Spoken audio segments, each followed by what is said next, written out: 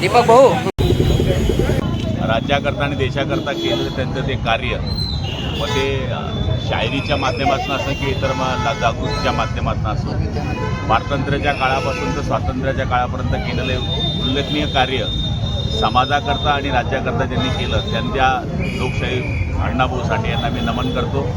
आणि समाज उद्धार करण्याकरता या ठिकाणी आंबेडकरी चळवळ असेल किंवा इतर चळवळी असतील, राज्यामध्ये आणि देशामध्ये दिशा दाखवण्याचं काम अण्णाभाऊंनी या ठिकाणी केलं।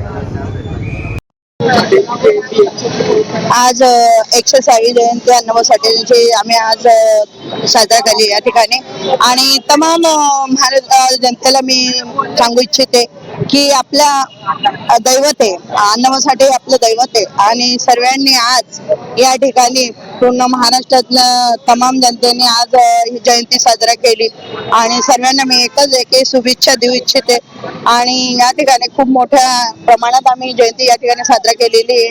मान्यवर देखील आदरणीय गुलाबरावजी पाटील साहेब या ठिकाणी आले, आपले महापौर मॅडम आल्या, मंत्री महोदय आले, त्याच्यानंतर आमचे आदरणीय राजमामाजी आले आणि त्यांनी मला आश्वासन दिले की ताईसाहेब या ठिकाणी अण्णाभाऊ साठेंचा हा पुतळा आपण लवकरात लवकर यांची प्रतिमा आपण मोठ्या प्रमाणात करू आणि या ठिकाणी पुतळ्याचं काम मी लवकरात लवकर करणार असं त्यांनी मला आश्वासन दिलं। दुसरं मला हे सांगितलं महापौरताईंनी की आपण जागा लवकरात लवकर पाहू आणि या जागेचं पाणी झाल्याबरोबर आपण या पुतळ्याचं काम आपण लवकरात लवकर करू।